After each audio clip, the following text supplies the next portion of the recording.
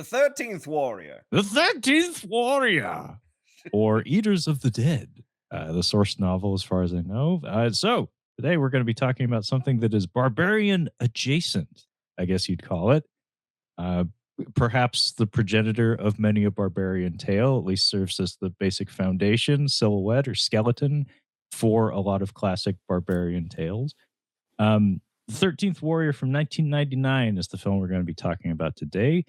It's a little bit of an oddball pick, but I'm game for whatever, and it kind of fits the theme. This is directed by John McTiernan, with additional reshoots by author Michael Crichton, who carried quite a lot of clout in his day, and had an extensive relationship with the film industry. So I'm not surprised that he would find his way into the director's chair in some capacity, in some form.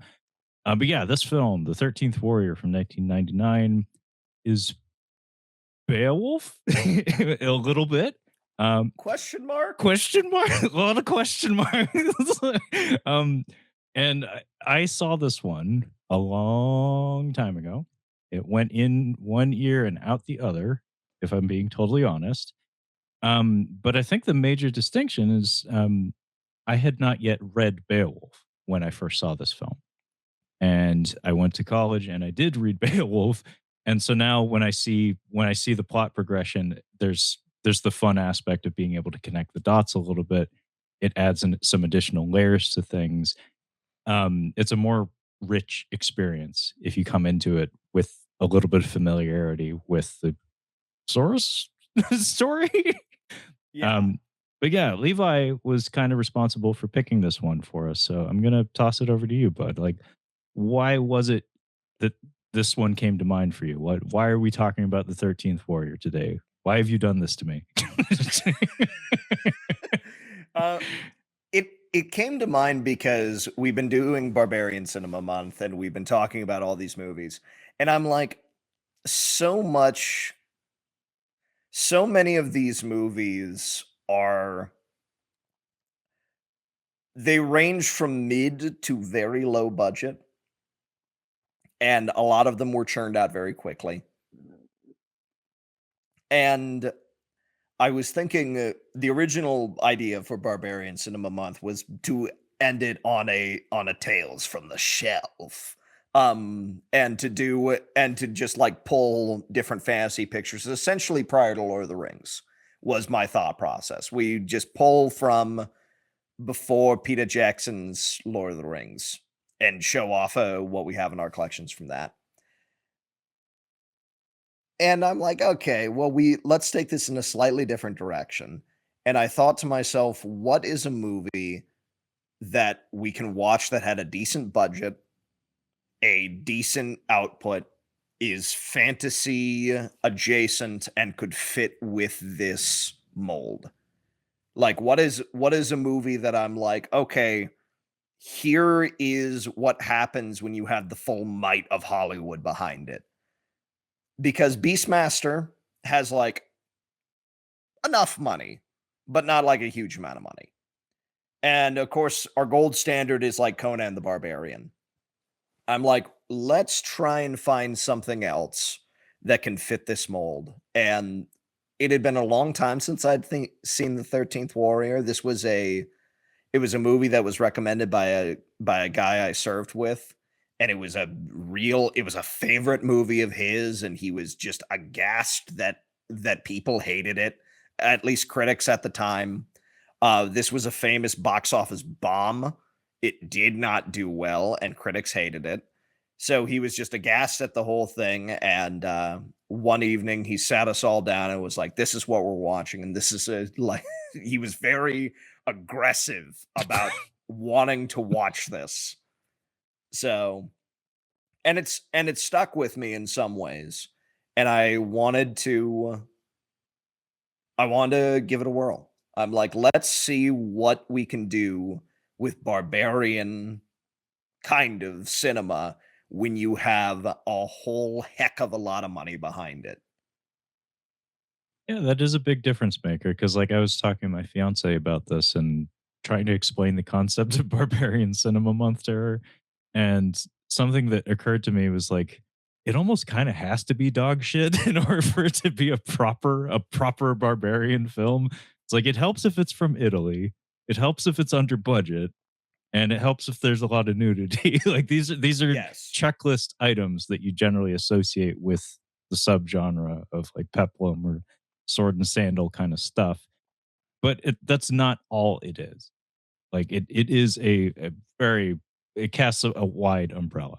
Like, so this is barbarian adjacent, and as you say, it is kind of novel having the opportunity to look at something that bears a lot of the same fingerprints. Like it does carry a lot of the same themes. Like we have Northmen in this, essentially like Viking characters, who embody a lot of the same concepts and ideals of your typical like quote unquote heroic barbarian figures, where there's a little bit of a moral grayness there. But in this case, it's placed in a historic context, which makes it so it's not a matter of moral grayness. It's just it's the style of the time, it's the style of the place.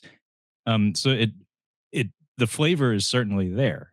But to have this level of gloss, to have over $100 million backing this thing, Yeah, that is a and that very rare thing in this genre and that's in 90s money, mind in you. 90s.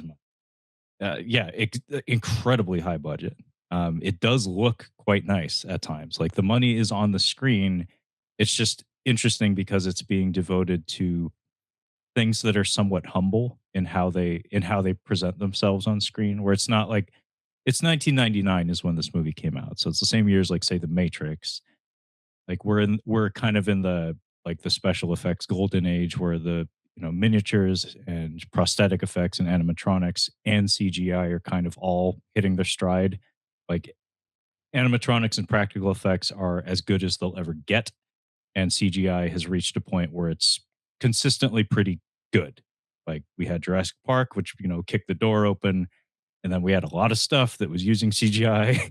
Uh, just kind of like a kid who found his dad's gun or something. That's like, no, show a little restraint, like learn how to use the tool.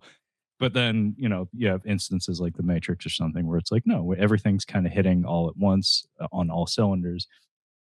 In this case, though, it's like all the money seems to be devoted to locations, production design, costuming, and probably really, if I had to guess, really deeply upsetting lighting schemes where it's like I have to imagine our DP is like half killed himself making this movie.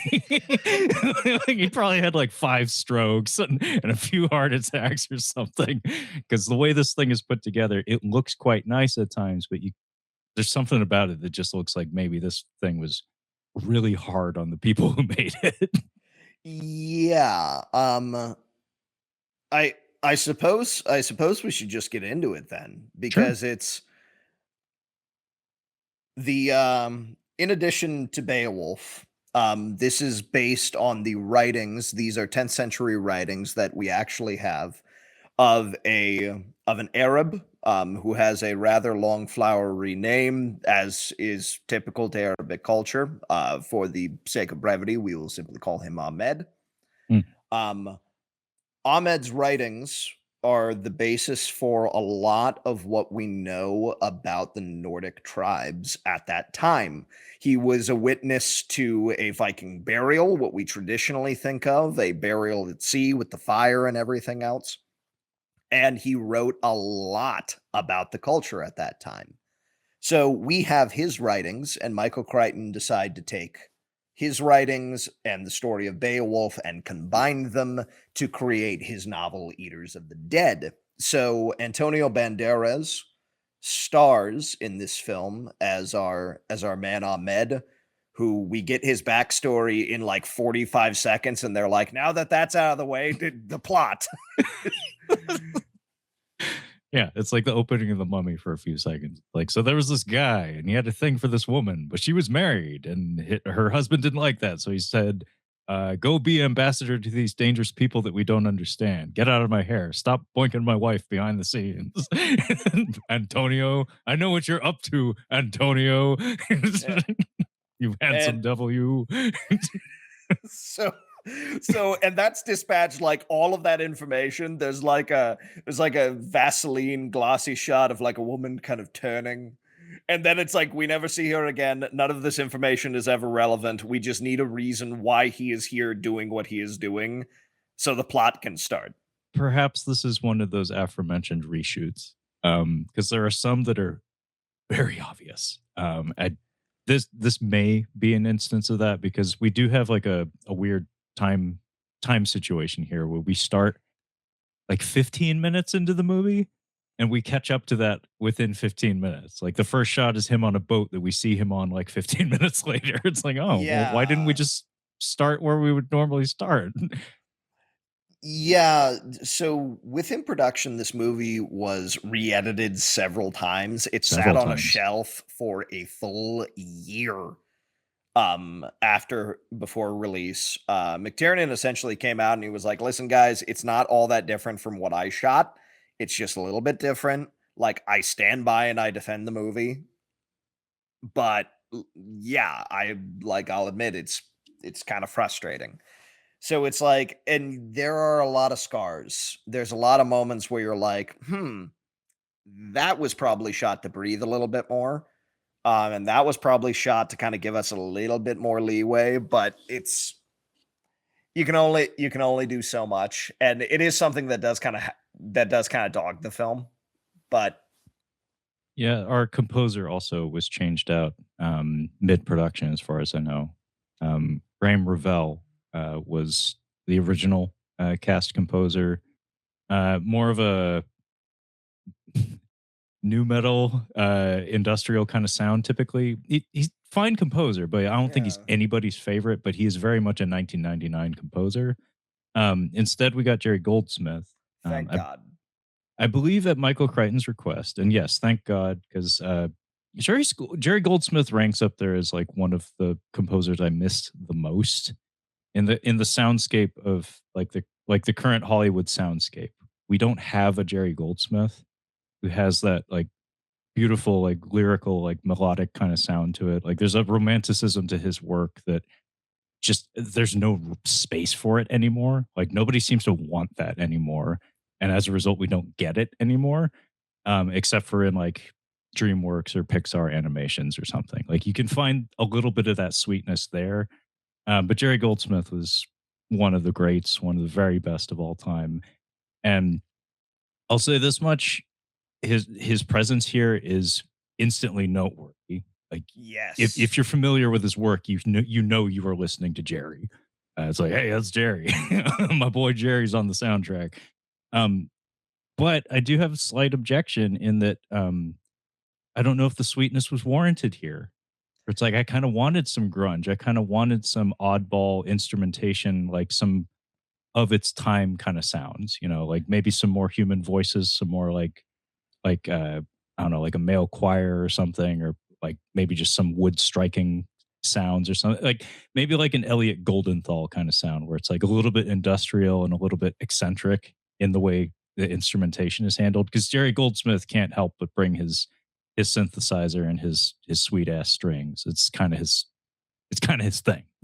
Yeah. Well, and Also, The what's Mummy, I think, came out this same year, and so you have two. You have an Arabic infused score, and then you have the Mummy's kind of like pseudo Egyptian kind of sounds and whatnot. yeah. I can definitely agree with that because overall the movie is this is a grungy picture. It is a dirty kind of picture. Like it's one of the reasons why I thought of it for like Barbarian cinema is that this is a dirty film. Everyone is kind of filthy and everyone like their hair is long and bedraggled and it's done very intentionally because Ahmed is as a traditional Muslim is constantly cleaning himself. He is very tidy. He's always keeping himself together. So it's shown as a specific contrast that these Norsemen are not paying nearly as much attention to that where Ahmed does. Something that is emphasized over and over again that the Norsemen are about power. They are about size, where for most of Ahmed's beliefs and the way that Arabic cultures construct things, it's about speed. It's about dexterity. There's a litheness to it. So yeah, having maybe some of those Arabic strings and having them be played against something that sounds a little harder, something a little harsher, would have been nice, and it would have worked thematically. I'll take Jerry. Listen, you'll hear no complaints against Jerry here, but thematically, it probably would have done to have a slightly different composer. Yeah, no, I will take any Jerry that I can get. Like, we love Jerry. Jerry is always welcome. But yeah, I just I could picture a different scored version of this film that has like just a more primitive sound to it in general. Just less of a full orchestra, more primitive, just like wood striking sounds and choirs. Like just yeah, I could kind of see it. Like horrible example, but Alan Silvestri did the score for the Robert Zemeckis Beowulf movie, Mm. and it's much more percussive. Like there's a lot of like booming like drums and a really powerful boisterous male choir that booms in, along with some questionable synthesizer work that it hits you in your bones. Like you're like fuck yeah, but at the same time you're like what? And then they end it with a fucking Idina Menzel power ballad for just because. Just Alan Silvestri must have called in a favor. He's like, "Hey, Adele Dazeez, get in here." The wickedly talented Adele Dazeez. Disease. Let me grab my notes. I gotta get my notes. Levi's gotta get his notes. I definitely have them. You see, this is what happens when you're wrestling with the technicals for all this time. You forget where you put your notes. Yep. Levi said, I gotta pee.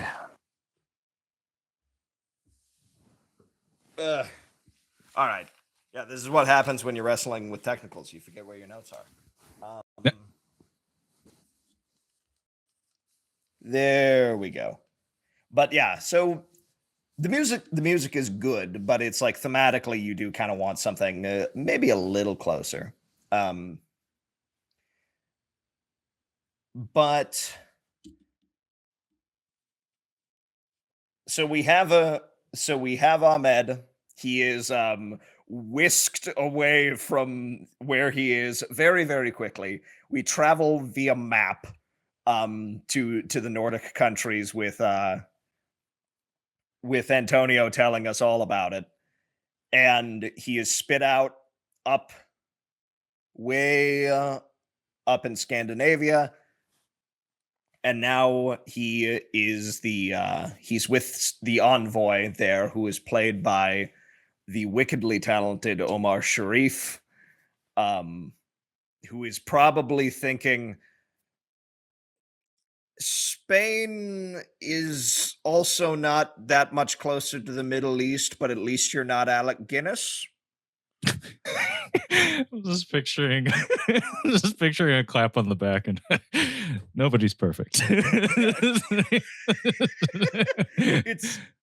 It's like, listen, Antonio, you're at least somewhat you look closer to a Middle Eastern man. Spain isn't much closer than the United Kingdom, but yeah, sure. I mean it's kind of a stretch where it's like you didn't even like luck into a thing where it's like there's like I think like a Lebanese population or something in Mexico.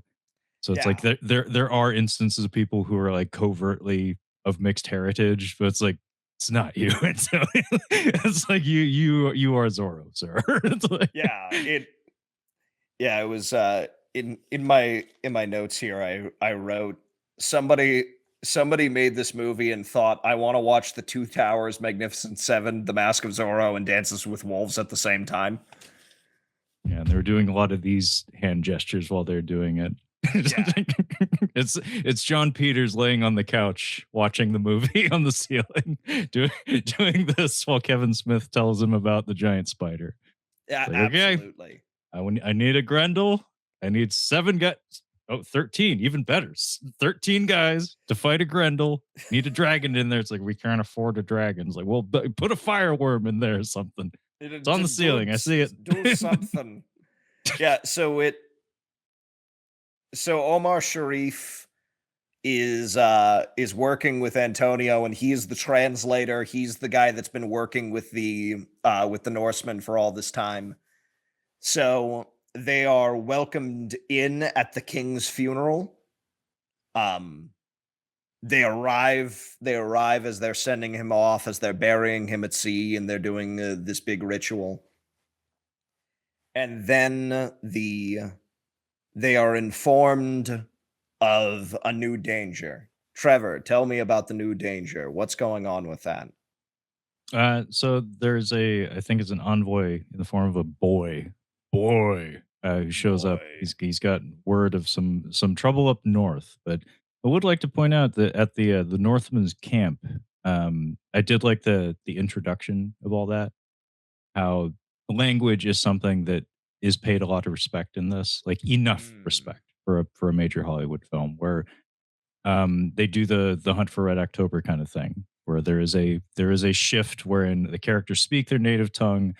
Um, Ibn or Ahmed, I think they call him Ibn, or yeah, they call him that because he has a lot of refrains of that in his name, and they just only one sound catches. So there's like Eben, sure. Well, and he specifically is like, that means son of, and they're Yeah, like, Ibn it is. yeah, it's whatever. um, but when they first encounter the Norsemen, because Antonio Banderas' character is Arab, we can assume that when he's speaking English to us, the viewer, he's actually speaking his native tongue. Same with his exchange with Omar Sharif. They're speaking amongst each other, so they understand each other. But when the Norse characters get introduced, they are all speaking whatever Scandinavian language they're speaking. And we, the viewer, are as alienated as the characters are. And I like when they first come into the tent, and I think Omar Sharif is just trying languages, where he tries what he knows and it doesn't work, and then I think he resorts to Greek. And Yeah. there's exactly one guy who, I'm not going to lie, makes me think of you, Levi. I He looks kind of like you. Yeah, it was one of those things I was watching. I'm like, oh hey, Yeah, it's me. And he has a very I'm in this prominent role movie. in the movie, so we're watching Levi in this movie for a good hour and a half. But yeah, that guy's the point of contact, and he's like essentially the like one of the main characters of the Norse characters in this. He's the one who becomes closest with Antonio Banderas throughout the film. I'll confess, I didn't really pick up any names in this movie. I just kind of associate people with their jobs and their I faces. I don't think anyone has names. I don't think there are any names in this picture. it, it's actually one of the problems that, like, we'll go into a little bit more later as we go on. 13 is too many. 13 is too doggone many. Yeah, 13's too many. It's there's a lot of guys who die in this who it's like I never who was that? Like I know he looks like a big Viking guy, so I think he was on our team. I'm not they sure though. the 13 of the 13, there's about 7 or 8 of them that are visually distinct enough that I can tell them apart, Yeah. and I can be like, "Oh, that's this guy." The problem is that none of them are given prominent enough names or character motivations or these sorts of things that I can truly, really tell them apart. By the end of the movie, we're down to like 5 people, and I kinda just wish it was that central 5. Yeah. It robs the thing of a little bit of power when people are dying and you just can't be bothered to care, because it's like I never even noticed him in the group anyway. Like it's a little unfortunate that way, but we do have at least 3 or 4 guys who are visually distinctive enough, who have enough lines of dialogue, who have distinct attire. Like the costuming in this is one of its highest points. The costuming in the sets are fantastic. And they do some neat character stuff with that. Not character, but just like visual visual identifiers. Like people have different armors from different cultures, presumably because they harvest it from whatever lands they traveled from. Like, there's a guy with a Grecian helmet. There's a guy with like a Spanish conquistador kind of helmet. Um, there's the guy with the Celtic looking, well, I'm sure it's Nordic, but tattoos across his nose, like the bridge of his nose. So there's little details like that that help. Um, but on the whole, yeah, character's not this movie's strong point. But at one point, they request a poem of Ahmed, and I think I mean, you would know this a lot better than me, but I think he tries to recite Genesis, He does. and Um, they cut him off, like it doesn't get out, but he tries. yeah. So the Christians, the Muslims, and the Jews all share effectively the Torah. Like the first 5 books, Yeah, we all kind of share in one form or another. Because the Abrahamic religions split, with the Jews coming from the line of Isaac and the Muslims coming from the line of Ishmael. Christianity coming off again from the line of Isaac later on. So it's like we share a lot of that same culture. So he tries to recite essentially the creation story in the Abrahamic tradition, and all of them kind of eh. they don't really understand it. It's not really their culture, and they kind of balk at it. Well, that's a isn't that kind of the story of Beowulf to some degree though? Like it, I have a loose understanding of like the myth surrounding the story itself. Like I know the bones of the story very well, but like in placed in like historic context, there's a lot going on with the formation of the Beowulf story. That one thing I do remember is that it's like a blend of pagan and Christian uh, mythologies and ideologies on top of that. So like Christianity kind of Yeah. like has a looming presence in the story it's not fully integrated, but it's very much there.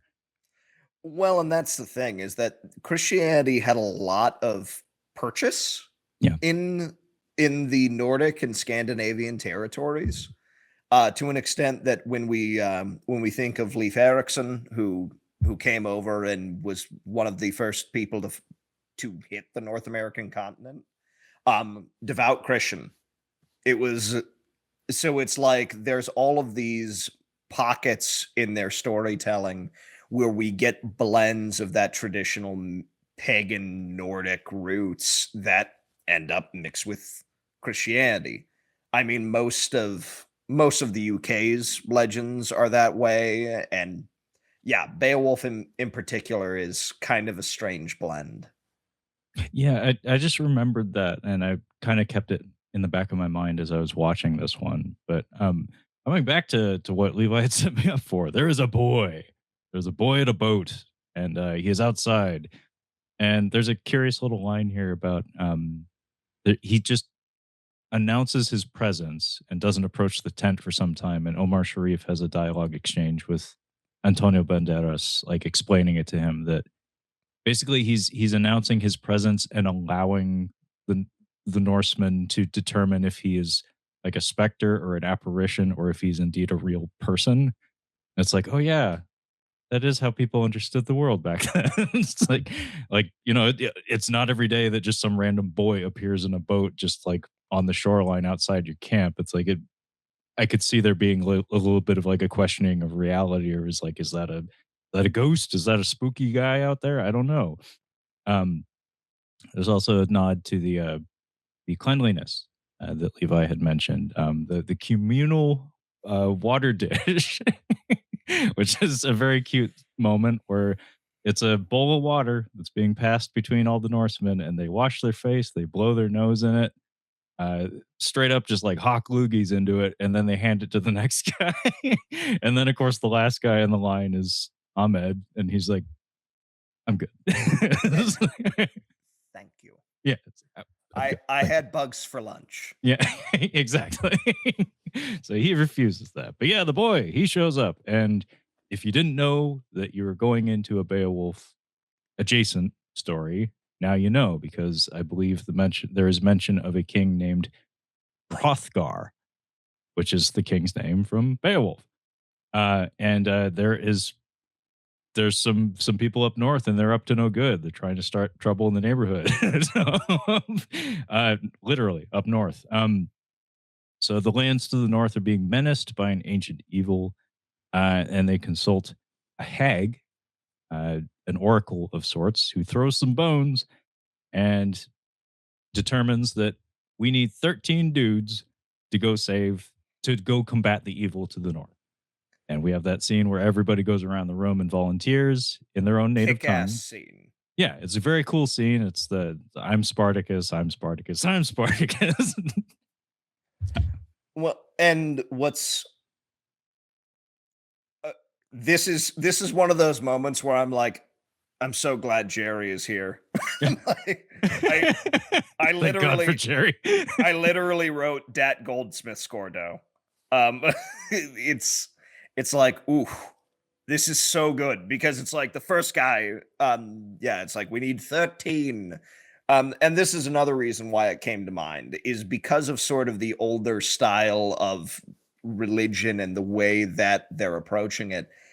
It feels kind of Howard. It's like, I'm sorry, we can't we have to ask the hag. The hag has to throw the bones. We have to consult a medium in order to know what we ought to do here. And yeah, how each man stands up and how Ahmed's looking around the room.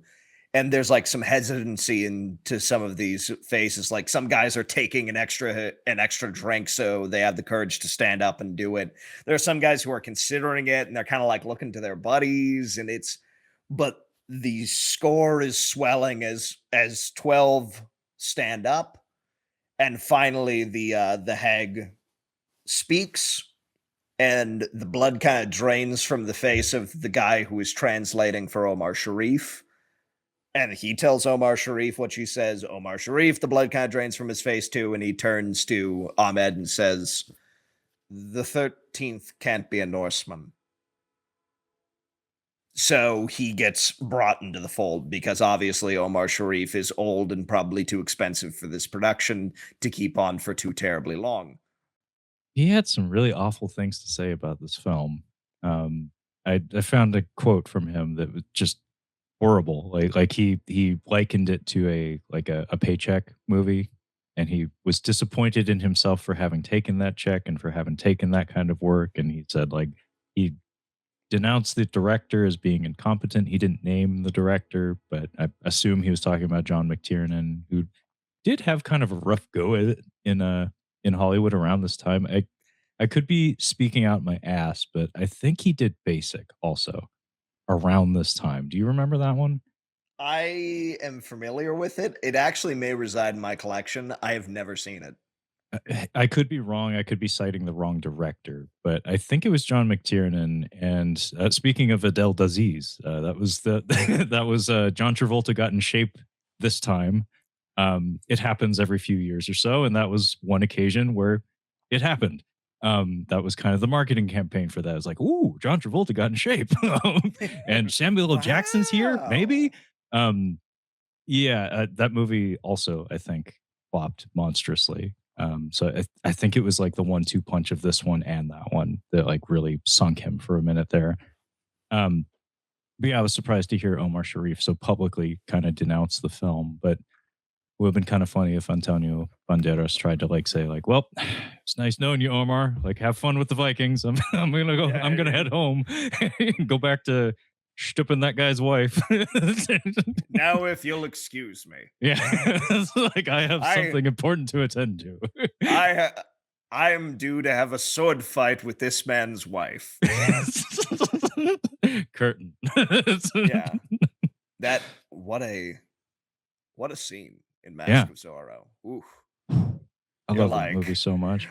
yeah, I remember watching behind the scenes stuff, and Catherine Zeta-Jones and Antonio Banderas are like, you could cut that air with a knife. They just like they're doing an interview for the movie, but and so it's all kind of like veiled double entendre type language. Antonio's like, yeah, whew, like that was I was feeling it. I was feeling it for that one, and you could like, dude, it carries on screen. You're like, okay, all right, Life-changing cinema. Catherine Zeta-Jones is life-changing cinema. Like, peop people of a certain age, regardless of sexual orientation, honestly, yeah. 1-2 punch of Mask of Zorro and Entrapment. There it is. You are a full-fledged adult. Congratulations. Welcome to the Yeah, fold. there you go. I will say, I mean, for for me, for Catherine Zeta-Jet, she looks awesome in The Phantom. She looks so good in The Phantom. Yeah, that was, I think, prior, her and Billy Zane. Yeah, She's a, villain in that one though, right? yeah, and she is leader of a sky pirate. She's a lady pilot with all of her lady pilot underlings, and she looks fantastic. So, connections, revolution. Um, I need to point this out because I don't have many opportunities to say this, but it needs to be said publicly somewhere. I'm glad you brought up the Phantom because one, I know Levi has a particular appreciation for things of that nature. Um, Not everybody does. I saw that movie. Treat Williams is fantastic in it. But What a cheap jungle trick! I love when he tosses the spear at his own head. It's like, whoa, okay. It's Uh, awesome. yeah, no, I like Treat Williams in that quite a lot. I've always loved Billy Zane. His eyebrow acting is unmatched. Just um, the score for The Phantom is highly underrated. The theme for that movie kicks all the ass.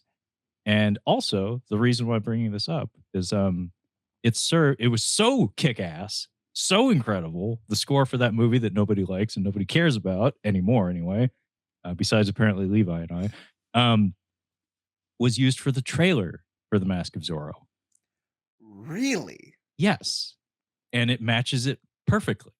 It's one of my favorite trailers from that vintage, and it has some delightful music cues. But yeah, I think it was David Arnold. I could be wrong. He did what was it, Casino Royale, and a lot of the Daniel Craig James Bond movies. Fantastic composer. Like some of like the most pulse pounding like action cues. Like very beautiful sound.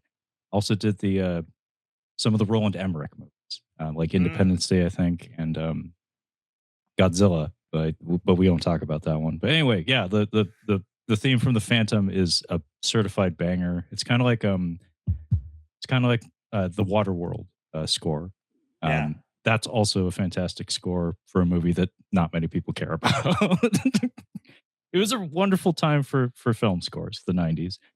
Um, Sven Ole Thorsen is in this movie and grotesquely underutilized because they're setting out on their journey, and I see Sven cozying up to some gal, and I'm like, Sven's not on a horse.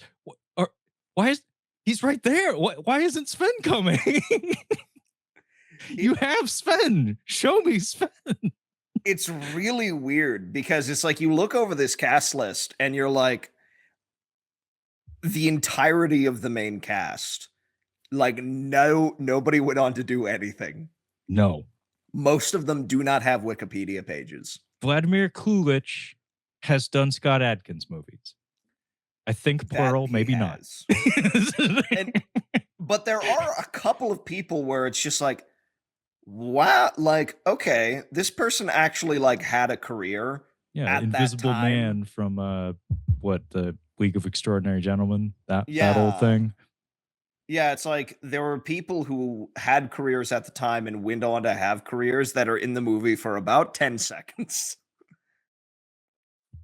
Yeah, the one gal in the village that you think is going to be important, who really isn't important. I like her actually. She was in Heat and the Jackal.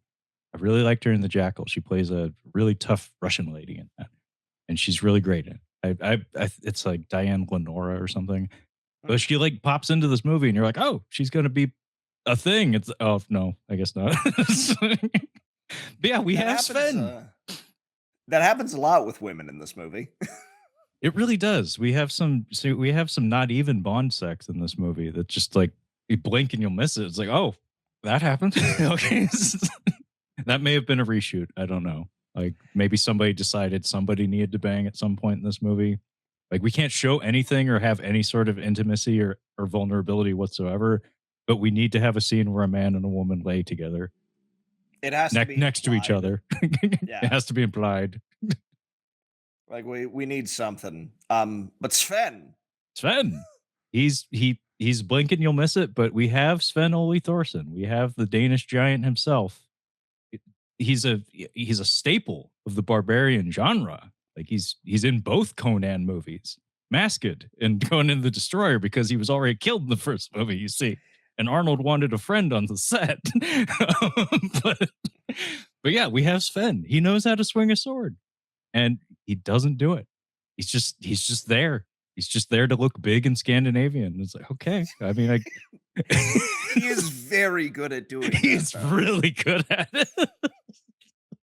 He's the best, you see. Spare Outstanding no in his expense. field.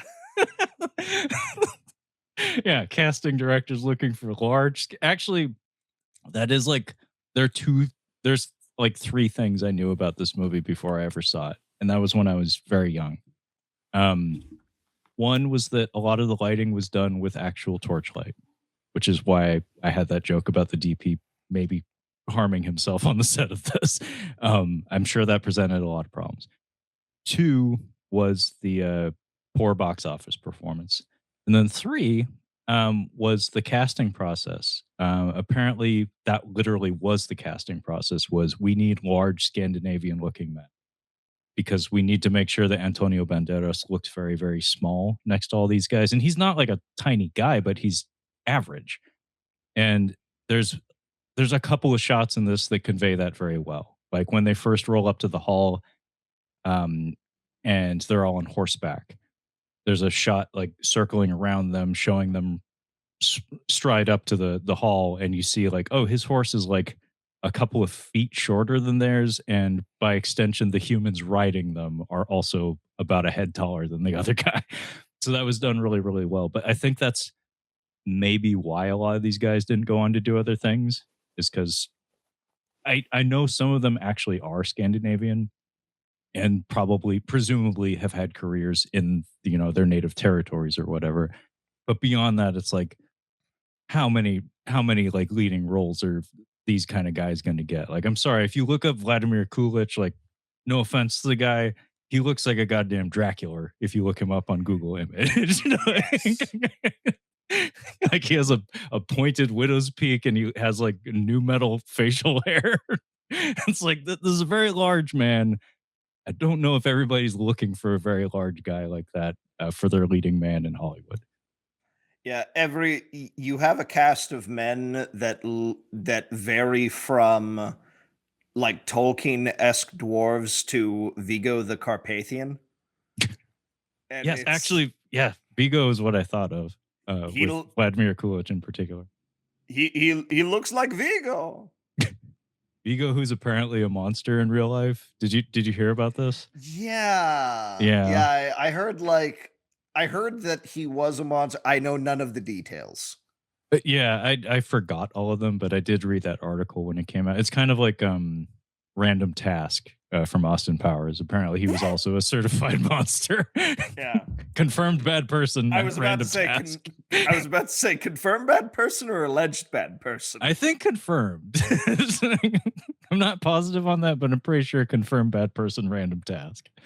Oof. Yeah. So we have a brief traveling montage where we set out and Ahmed is brought into the fold. So we have our 13 warriors, and then the campfire sequence, the campfire montage. Yeah, Levi, take it away, because yeah, chef's kiss. This is one of those scenes that extends beyond the film itself. This is like one of those film school scenes where it's like if you want an instance of interesting visual storytelling and like done without exposition, and conveying what it's like to be tossed into an alien environment in the form of like not understanding the language of the people speaking around you. This is actually very skillful filmmaking. And funny enough, it does have that Hunt for Red October kind of vibe to it, although this is done to this is done much more elegantly, like even more elegantly, because I thought it was done well there, but here it's actually like this is a bit of character building and just like very skillful filmmaking overall. Yeah, like, and I love that scene in Hunt for Red October. Also McTiernan. I mean, it's Yeah, also his picture. that's why I drilled the point Um, home. yeah, so it is showing, yeah, that there is something within McTiernan's filmmaking that makes him kind of fascinated with language and how people interact. So the scene is a sequence of time passing of Banderas being around the campfire with his 12 companions, and they're all talking and going back and forth in their native tongues, and he can't understand it. And you see it's shots by the campfire of Ahmed's face, and his eyes flick to them talking, and then it's a close up on their mouths. And then he looks at their hands and what they're gesturing at and what they're pointing at.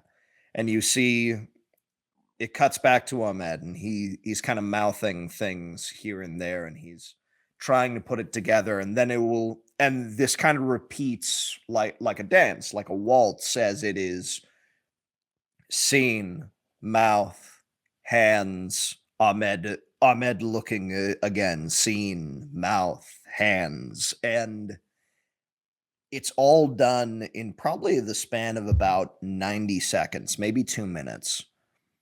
And finally, you get like just words here and there.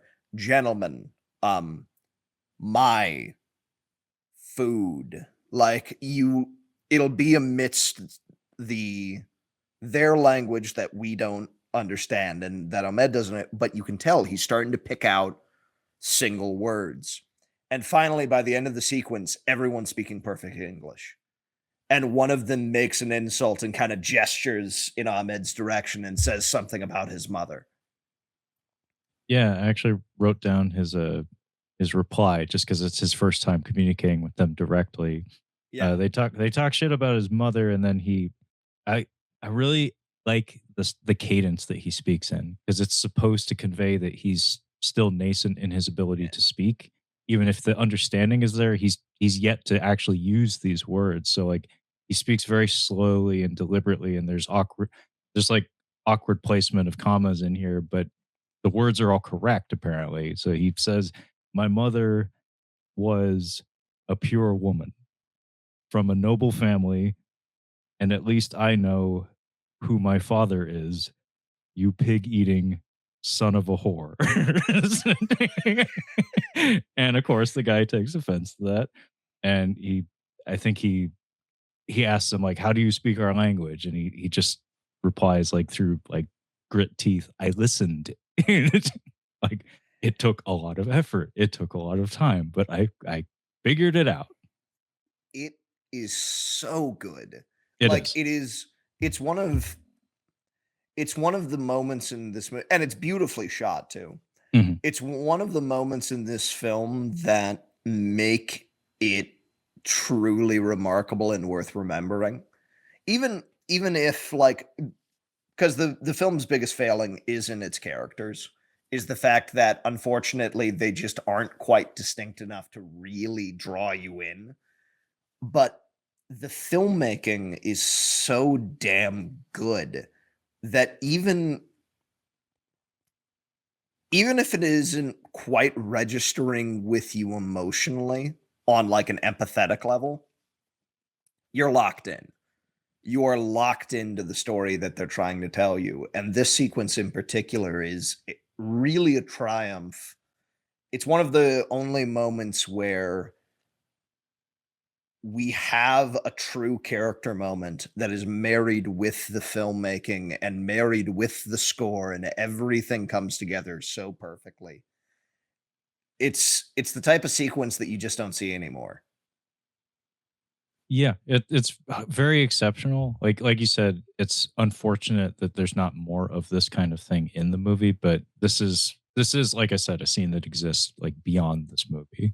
Like people may have seen this sequence without ever seeing the entire movie, just because it's a very strong instance of skillful filmmaking. I also like like I love when just through cuts and through shot choices you can read a character's thought process.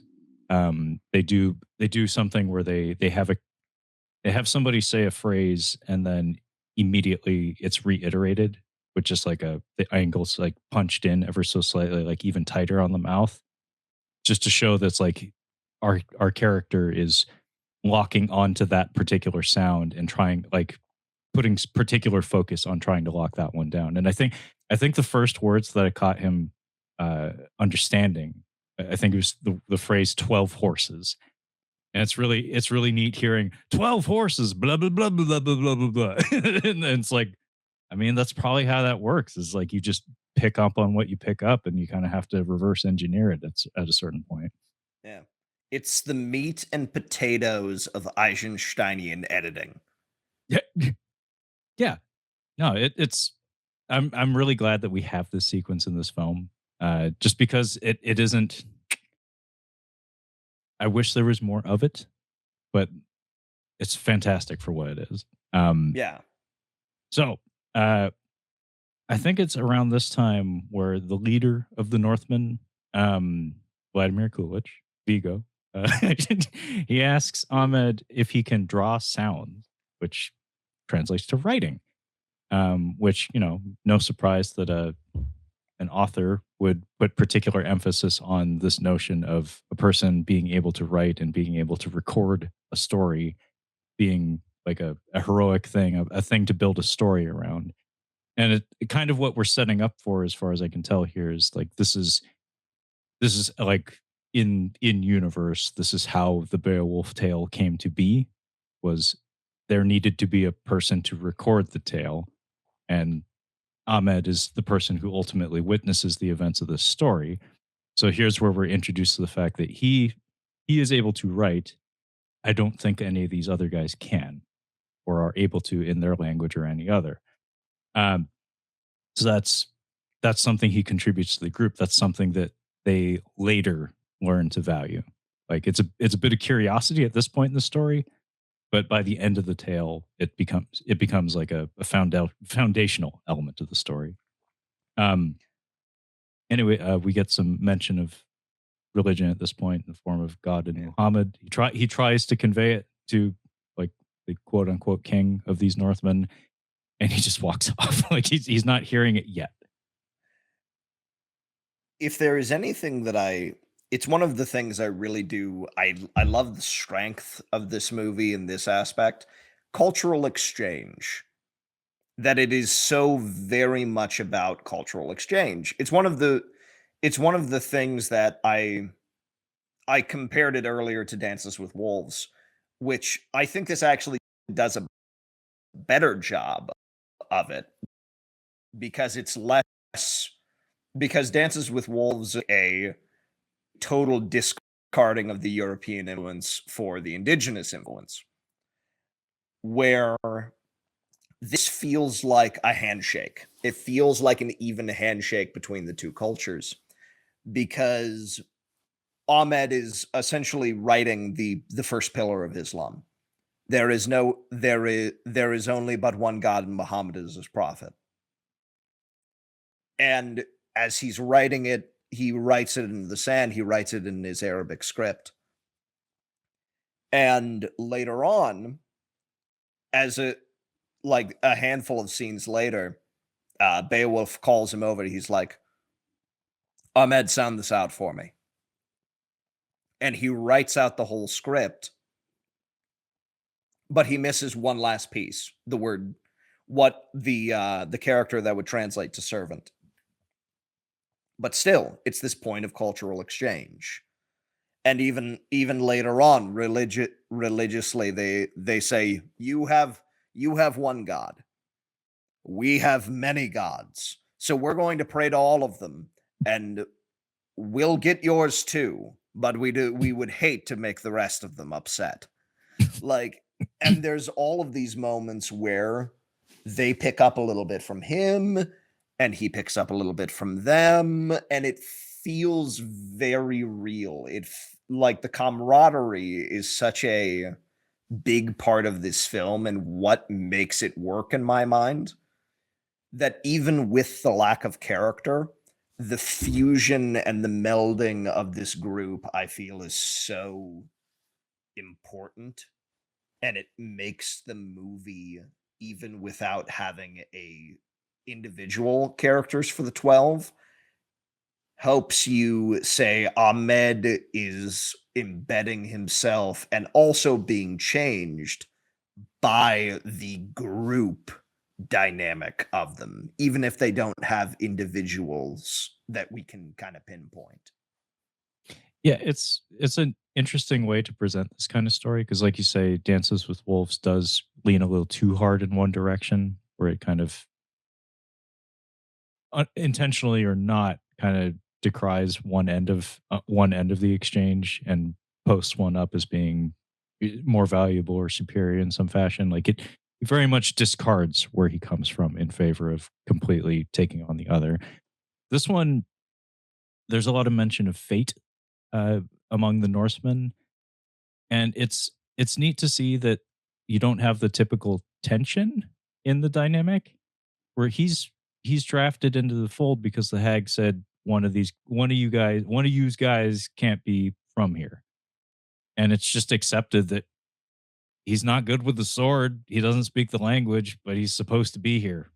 And nobody, there's no scene, there's no like histrionics or argument where you're not one of us, you're not supposed to be here. So it's like no, it's like we treat him as if he's supposed to be here regardless of how useful he appears to us. And we never have that like Dances with Wolves or Last Samurai moment where he becomes master to them in some fashion, like takes on their culture and becomes their superior, like he does Nordic shit better than they do or something. It's like no, he is true to his character from start to finish. He's not particularly good in a fight, but he's pretty quick-witted, he's pretty smart, he has a strong heart, and he cares enough about these people and they care enough about him in return that it works, that they are a team. And the ongoing exchange between him and the other characters is very endearing. Where it's it's very endearing having the one character who again looks like Levi refer to him as little brother throughout the whole thing, and just that warmth, that just acceptance that's like, well, you're supposed to be here, so Yeah. we'll make the best of it. Well, and I think it's embodied in one moment, and this is actually the quote that urged my friend to show it to us Hmm. because he would say this all the time, where they all get off the boat in front of this on the shores of the kingdom that they're traveling to, and they get all the horses out and they throw Antonio a sword and this big heavy thing, and he's like, I cannot lift this. And their reply is, grow stronger. And that's the dynamic. And yeah, my buddy would say that all the time. Like whenever somebody would say that they couldn't do something, his reply was grow stronger with that emphasis. Um, and that's the dynamic. There's no there's no bitterness, there's no frustration, there's no tension in their differences. It is just an acknowledgement of, listen, pal, you're going to have to keep up. Like, we're going to look after you, but you're going to have to keep up. And that's very refreshing. Yeah, you don't find that all the time. Yeah, I wrote in my notes, this is the ultimate guys being dudes movie because it has like this kind of camaraderie and this air of like positive masculine friendship that I like. It feels very correct. It feels right. Where there's just enough competition to keep things interesting, but there's not so much that it descends into everyone being at each other's throats. Yeah, no, I mean, anybody who's ever been in a sticky situation with other folks can kind of relate to this dynamic where it's like, it sucks for all of us, but we're all in it together. So, like, it'll like we're here for each other. Like we're all embracing the suck together. Yeah. my Probably one of my favorite moments of the cultural exchange is much later in the film. There's kind of a lull in between battles, and one of them is drinking from a big horn, and he offers it to Ahmed, and Ahmed is like, "I cannot drink anything that is fermented of wheat or grape," so he can't drink beer or wine. And his friend starts laughing, and he's like, "It's honey, it's mead," and he hands it to him, and he's like, "Well, shit, okay." He's like, nobody's looking, right? Yeah. It's like, listen, Allah didn't say I couldn't have fermented honey, so Yeah. And then we have off-screen sex. yeah, and then we have off-screen sex. But Yes. yeah, there's just all these little moments of these are different people, but they're willing to work together because you're supposed to be here. You're fated to be here. I feel like this was like I feel like this was a trend in the 90s, was this kind of a hero. It's like it it's easy to trace the steps of, where it's like we're coming out of the Schwarzeneggerian and Stallonian era of action heroes, where we're trending we're trending away from superhuman, Herculean figures to more everyman. But then you head like into the 90s in earnest, and you start to get to the nerdy hero, where it's the kind of guy who really, really shouldn't be here. And yet he basically just tries to make the best of it. Like John McClane is like a good example of like an everyman kind of hero, but he's still a guy who knows how to use a gun and still has a sense of righteousness and justice, and still kind of is a hero. But then you get into like Independence Day, where it's like Jeff Goldblum. It's like Stargate. It's like, okay. It's like, and you have things like this, where it's like we have a guy who's essentially a translator, an ambassador, a scholar, who's now being cast alongside essentially Vikings for a very combat heavy task. It's an interesting thing. And even like the Matrix to a certain extent, where like Keanu is, like in that movie in particular, is a beanpole. Like he doesn't cut a mean figure or anything. He's pretty tall, but he's a thin guy. He's pretty wiry, and he's presented as an office drone / hacker. Not the guy you would expect to be throwing hands and mowing people down in a lobby or whatever. But yeah, that just something that I observed, where it's like this is like a primitive example of that, where it's like a scholar cast in with a group of warriors. Yeah, that's one of those funny things where McTiernan's kind of whole career feels like that, because he directed the aforementioned Die Hard. Yes. Where you have, all right, we have the everyman kind of like, geez, I was not expecting this, and I'm not really supposed to be doing this, and I'm not trained for this.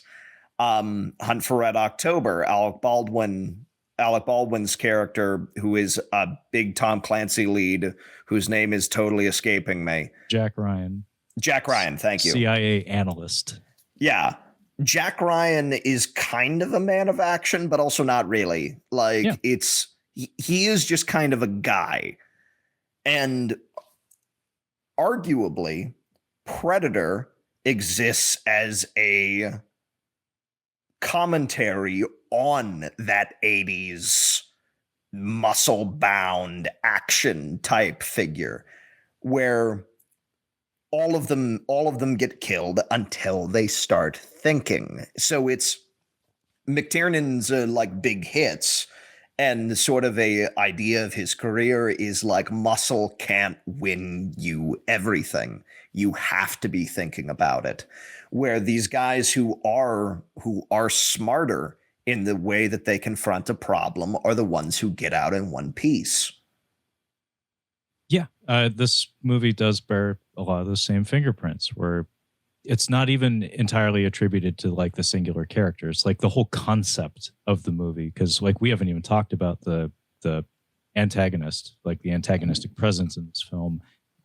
There's a concept of there's that sparring sequence between the guy who looks like you and the larger, younger fella, where there's a dispute, not a super heated one. It's just like a philosophical misunderstanding, where Ahmed is confused. He's like why this deception? Why did you show such vulnerability? What you could have killed that guy immediately. Why didn't you just do it? And the counter to that is deception is the point. Like fear, like the fear of not knowing, the fear of not understanding, is a very powerful thing. And the concept that we later deal with the antagonists in this story is that when they become known to our heroes is when they become vulnerable. And that seems to be kind of like that McTiernan thing. It's like the knowledge, the insight, the wisdom gained is where the real strength comes from, not so much just the raw brute force of swinging the sword. Because they try that like from the get-go and they discover, oh, hey, that didn't exactly work. But when the enemy becomes known to them is when the tide of battle starts to shift. Yeah. And so that kind of brings us to they roll up into the kingdom. Yes. And they are told, like, listen, there are people that are coming in and picking these things. There are creatures that are coming in and picking our people off, and they're coming in big groups, and they come at night, and they come bearing fire, and we don't really know how to deal with them. So we have, and this is something I specifically wrote, it's like 30 minutes in, we have a full crew, we got the quest, we got our enemy, we got everything. 30 minutes flat. It's like we start our journey at like 10 minutes, and then we have everything we need to know for the rest of the movie at 30.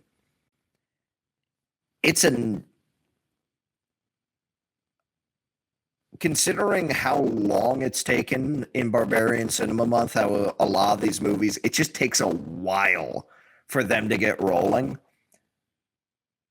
It's kind of a breath of fresh air for it to be like, no, here's what it is, and here's what we're doing, and here's the quest fully formed. You now have over an hour to play with this. Yeah, I mean, adhering to kind of like telling the tale of Beowulf, I guess, is kind of the concept of the movie to some degree. Probably helps with that a little bit too, where it's like the story of Beowulf is, it's a campfire tale. It's meant to keep you engaged. It's like, we're going to keep throwing shit at you. It kind of has that feel of like, I'm inventing this on the fly. So it's like, well, he killed Grendel, and Grendel has a mom, you see. She's bigger and badder. It's like, ooh, what's going to happen with Grendel's mom? It's like, what's going to happen at the next pay-per-view for Beowulf? Are they going to settle the feud with the Grendel family? It's like, yeah, well, they settled that feud. Something happened with the mom.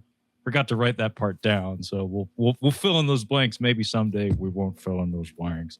And then it's like flash forward like 30 years or something, and there's a dragon and a character named Wiglaf, who I don't think I mentioned up to this point, but now he's really important and he's Beowulf's best buddy. He's totally gonna have adventures of his own. But then I died before I got to write those adventures. So the Beowulf fights the dragon, and they kill each other, and that's the end of the story. I gotta go take a shit. Don't burn the marshmallows, I swear to God. Yeah. Don't you fuck up my s'mores. So it's, and pretty soon after, they're like, okay, if these things come at night, then we're just gonna have to wait for them.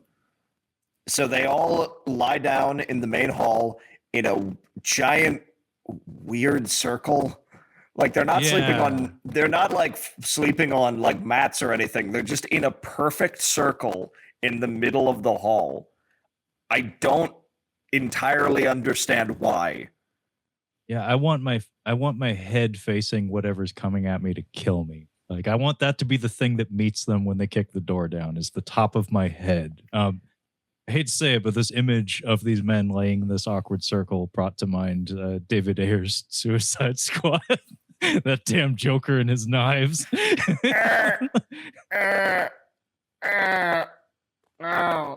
Excellent impression, Levi. Couldn't have done it better. Yeah, it's like, thank you, Jared Leto, for quacking at us. For whatever the fuck that was.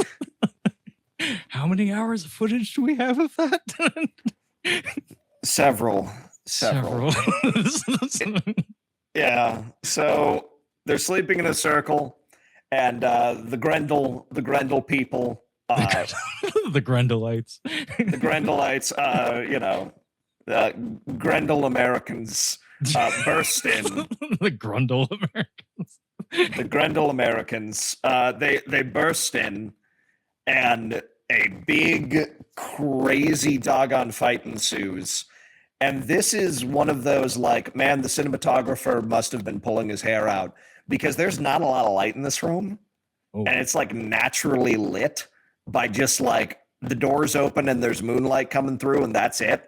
So it's not incomprehensible. It's not like, oh, they're just fighting in a dark room. It's like the chaos is kind of the point. Yeah. And it results in like 3 of our guys dying. One of them brutally gets his head ripped clean off his shoulders. Yeah, it is a decapitation. And it's total chaos. Again, 3 of our guys end up dying, and you're like, no, not. I mean, if it's not okay. Sven, I don't care. Yeah. So these guys have credited names in the credits. Again, I do not think their names are ever said. If they were said in passing, and I did not catch them. Vladimir Kulich's name is like Bolith or something. It's Bolt something or other, but that was it. Like everybody else, it was just faces and helmets. That's all I got. Yeah, so a bunch of them die, and but they managed to fell some of them. They managed to fell like 1. And everyone else is like, I could have sworn I killed like 2 or 3 of them. Like, I got a killing blow on them.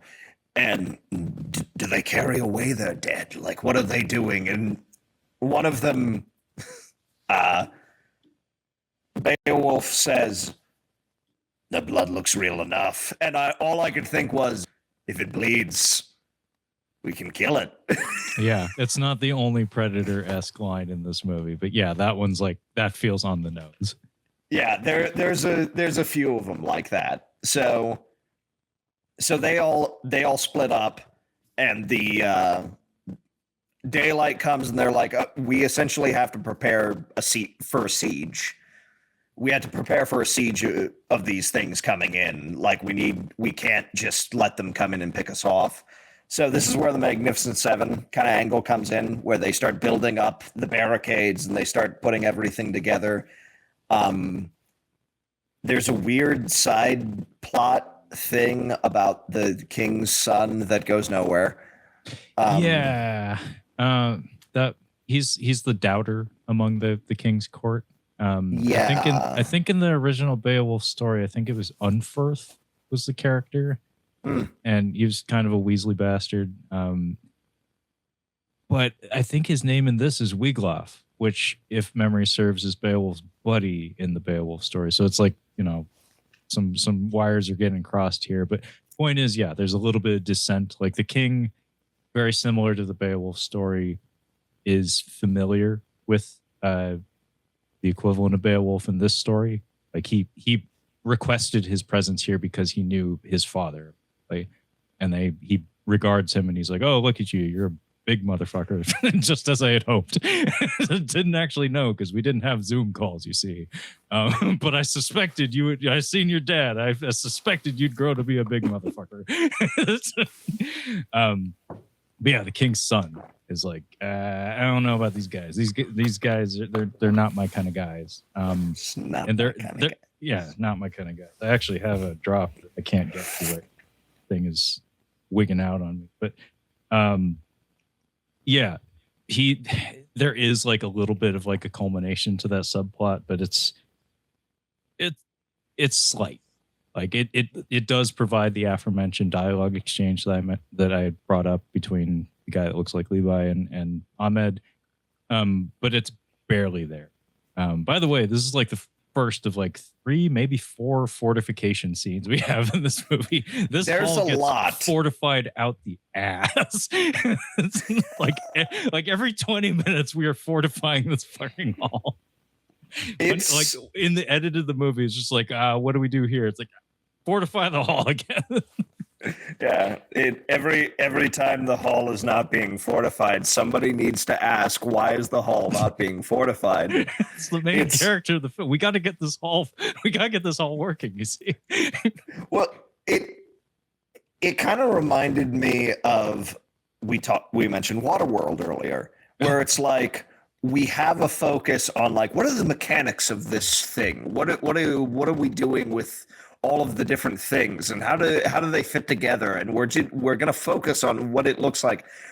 There is so much working and digging and putting together the defenses, and how the defenses are put together, and where they are, and how many people are working on them. And I'm just like, it has this effect of John McTiernan's like, we have spent all this time and all this money in the mud, and we are going to show how much time and money we spent in the mud. God damn it.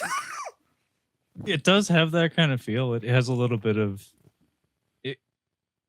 That's probably where it comes from. It also makes me think of, I don't think this is the case, but like Nothing But Trouble, where Dan Aykroyd's like, we need more gadgets. We need a drawbridge, you see. we need more things. We need more rubber duckies, you see. It's really important. It's crucial to the plot. McTiernan's like, listen, we built this whole fort, and we're going to Fitzcarraldo shoot this thing. Like, you could tell me that those extras are actually actively building the set, and I would believe you. Yes. Like, if Dan Aykroyd was on the set, he'd be like, where's the hot dog train? like this movie is not complete unless we have a hot dog train. We need the hot dog train to bring provisions to the men on the walls. I don't care if it's an anachronism. Hot dog train. I know a guy who knows a guy who knows a guy who specializes in hot dog trains. This is what he does. That's all he does. Yeah, it's here where I believe Ahmed crafts himself a saber. Yes, because that big old sword that Levi had mentioned, he gets tossed. It's a bit much for him, a little more than he can handle. So he asks if there's a metal worker in town, and sure enough there is, and he grinds himself down a saber, and he gets to show off his dexterity and show that I can use a sword, just not this one, not the one you gave me. Also, we have that pseudo romance brewing between him and the lady in the village. Connections, revolutions. You mentioned Waterworld opens with a shot of a man pissing. We have cow urine used as like an antiseptic on his face via this woman.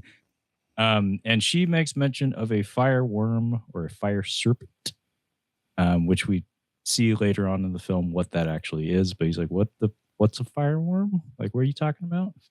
Then we get that scene where the dissenter, Prince Wiglaf or whatever, our heroes get wise to the fact that he's potentially going to make a move against them. So they get ahead of him and kind of preemptively challenge him in the form of somebody who it looks like he's plotting something with him. It's a very large redheaded fella who they point him out, and they decide to pick a fight with him. And it manifests in the form of this challenge of sorts where they have swords and shields, and I can't tell if it's entirely a game. I think it's supposed to be the equivalent of like a sparring match. Yeah. Yeah, it's supposed to be. But it turns into an assassination attempt because the big fellow that they spotted earlier, after the contest is concluded, makes an attempt to take the one fella's head, and he swiftly dodges and takes his head in return. And yeah, the quote was, deception is the point. Now he has to calculate what he can't see and fear what he doesn't know. And that thus ends the subplot with the prince. Like, that's kind of it. But it's a nifty little quote, and also it contributes to some of the theming of the story. think this is where the fireworm actually manifests in the story proper. It looks so good. You want to talk about it, Levi? I mean, there's not a whole lot to say. Where it's like they're out on the walls, they're out on their battlements and everything that they've constructed, and the Grendels roll out carrying like hundreds of torches, and this is one of those scenes that's lit almost entirely by natural torchlight, and it looks so nice. It looks so nice. And their thing is they roll through and they throw the fire at the battlements. Weird thing is, like, nothing actually catches on fire. Nothing catches fire. Nothing catches fire. So they have like 900 torches and they don't successfully catch anything on fire. Like, I'm just like, well, okay, then sure. But it's beautiful visually. Like, it really did make me be like, man, we watched Deathstalker and like Beastmaster 3 as our previous two, which were shot on like not very big budgets. And it's like, wow, that's like 500 horsemen with big torches. And it's shot on 35 millimeter film. And it looks so nice. Yeah, no, this is the money on screen. And yeah, that there's the shot from afar that demonstrates to us, the viewer, what a quote fireworm is. And it's just so many torches, a line of horsemen bearing torches so long and so tightly packed together that at a distance it appears to be like a worm crawling down a hill. And then when they get closer, it's like, oh, it's a bunch of guys on horseback bearing torches. And that first shot, when they crest the hill and there's a body of water and the reflections are shown in it, that's a gorgeous shot. There's a lot of gorgeous shots in this, and that was one in particular that was very painterly. There aren't too many just like lingering landscape shots or anything like this, but that, for the introduction to what is to be a big battle that's preceded by like a mythological like looming threat, that's a pretty cool setup to it. Like, if you're going to start a big fight, that is a great way to preface things. And by the way, I just added this drop to the board this morning after having seen this scene. So I'm just going to play this real quick. Indulge me. Okay? Fire, the untamed element, oldest of man's mysteries, giver of warmth, destroyer of forests. Right now, this building is on fire. Gremlins Perfect. 2. Yeah, Gremlins 2. You don't get the reference. Fire, the untamed element. It's always what I think of. So yeah, they arrive bearing the untamed element. And yeah, by the way, these Grendelites are the Grendel Americans they're referred to as the Wendels in this. Yeah. Yeah, that's the name of the tribe or whatever creature they're supposed to be, from the eyes of the characters in this story. But they attack, and I wrote in my notes here, Ahmed kills Darth Maul. Yeah. Yeah, he kills one of the Wendels, and it should be noted they're all wearing like bear headdresses, and have like claw weapons, and also apparently like sandals or moccasins of some sort that have bear claws on them. Like, they actually see tracks from them earlier in the movie where there's like very clearly a human big toe, and then what appears to be the rest of the digits are like bear claws. So they're masquerading as bears. They're masquerading as creatures. And it turns out they're just like cannibalistic pagans or something. And this is where it clicks for Ahmed, where it's like, he's just a man.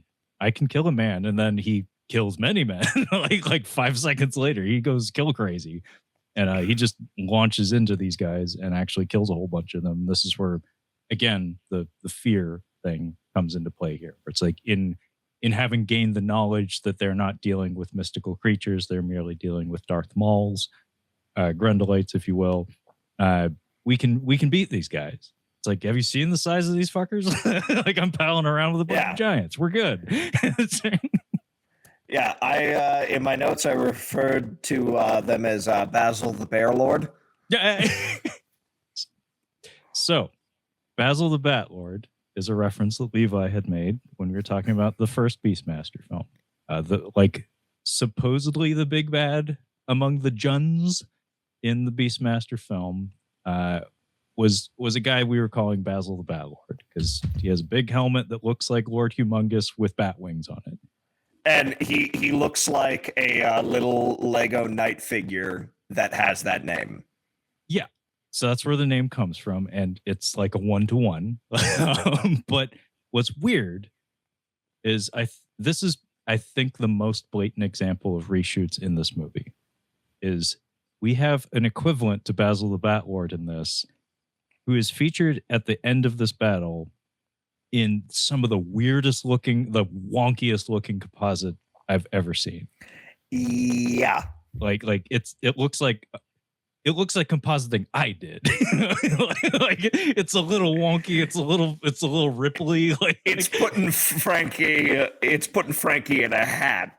Yeah, it's putting the Linkara glasses on Frankie. It's putting Frankie on Stellan Skarsgård's body. It's putting Frankie's head on something. And that's what this is. It's like two shots. He very clearly is filmed on the Dark Dimension, was not on set that day. And it's like a background plate of like a smoky, hazy background. And this guy who's rippling in and out of existence at the fringes of his silhouette. It's like, I think we just put that guy in after the fact. And he shows up at the end and he does fuck all. Like he goes down like a bitch. Like he does nothing. Poor Basil the Bear Lord. Basil the Bear Lord is vastly inferior to Basil the Bat Lord because Basil the Bat Lord had a 2-minute clash with Dark. And it was awesome. It was awesome. He got kicked into a wall of flame. Fire, the untamed element. He got kicked into it. Giver of warmth, destroyer of forests. Okay, that's enough of that. Well, and it's funny because I was thinking about Beastmaster in this. I'm like, that is a whole lot of fire that is not making a lot of fire.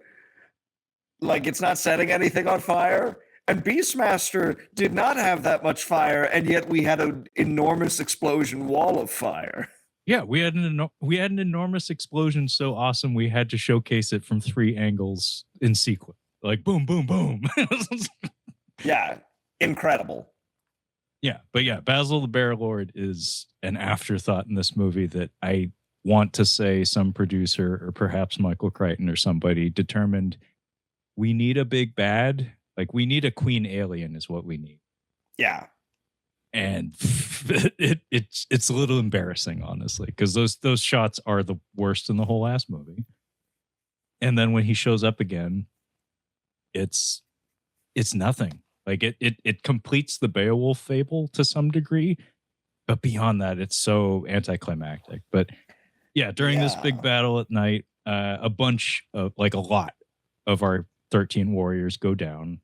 Again, we don't really know who many of them are. There's the archer guy who dies because he can't shoot arrows fast enough. He gets one, and then he's going for the next arrow. It's like, I don't know, buddy. That guy's like right on top of you. Like, maybe jump off the roof or throw a rock at him. Like, resort to the Killer Croc school of combat and throw a big rock at him. It was a big rock. It was a big rock. If he had a big rock, he would be okay. But no, he went for that second arrow. It didn't work out. The guy with the ponytail and the big mallet gets shot with a bunch of arrows. So the Grendelites know how to use bows and arrows on top of torches and stuff. Because it was the 90s and it was the style at the time, you see, Levi, we need to drive some poles or pikes into horses who are charging at us because Braveheart was a thing and made a lot of money. And Dragonheart does this. This movie does this. It was the style at the time. In the 90s, you couldn't get enough poles and horse action, pole horse action. So we do that beat and it looks like dog shit because they're very clearly rubberized poles that like go boink when the horses run into them. Ridiculous. It's not quite like Conan the Barbarian or something where it's like it's very clearly like a rigid thing that's plunging into something. It's probably very safe though, and we like that. You know, we like horses. We don't want to see horses get impaled on the set of a movie. It's like, it's like it looks really bad. But anyway, the Wendels, they retreat into the mist, and it's at that point where we get the guy with the bone protrusions who's supposed to be the big bad. This is also post battle where we get the mead loophole, and Ahmed bangs that blonde lady, and this is where we get another Predator callback, wherein same guy, Bull or whatever, we'll call Vigo, Vigo, who said they bleed. If it bleeds, we can kill it.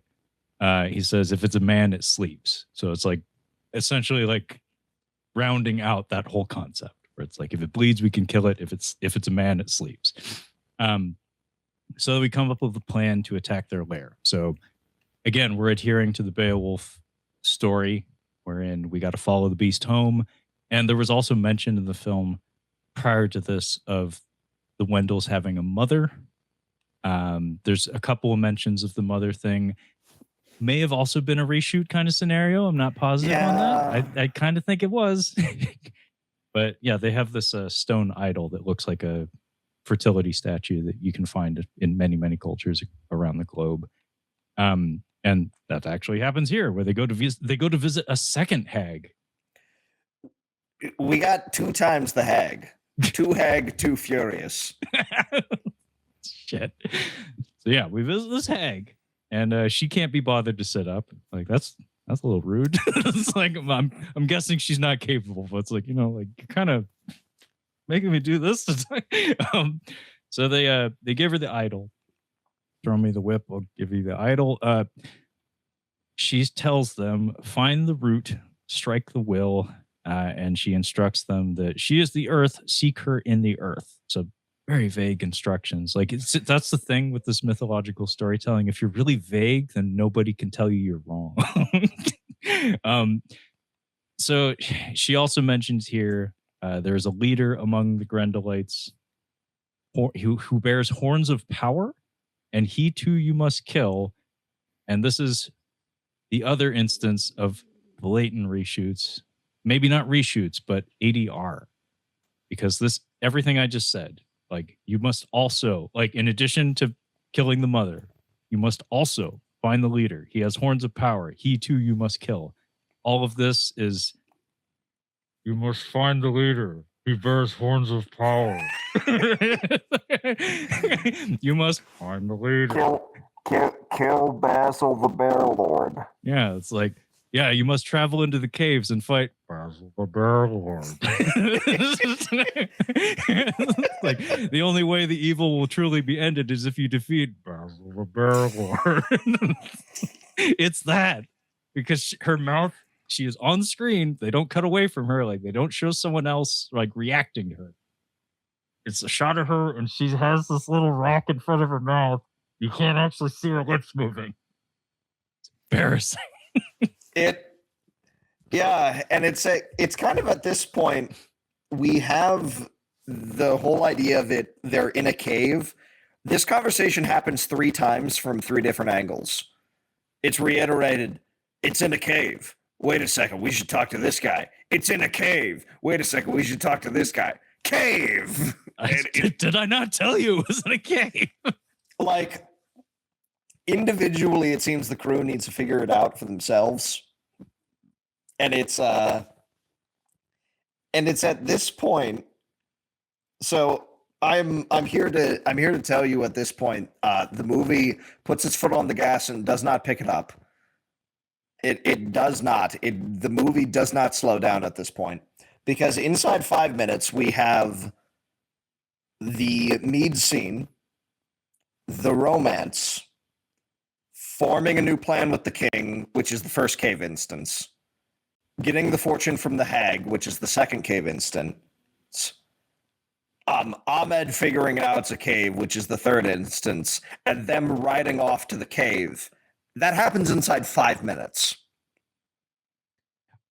So we are like, whoosh, and we are flying through this, and it doesn't really let up for the rest of the movie. So they ride into the cave, and they have a pretty grand plan here. So this is the plan. So guys, remember this plan. So they run in and they stab everyone. Yep.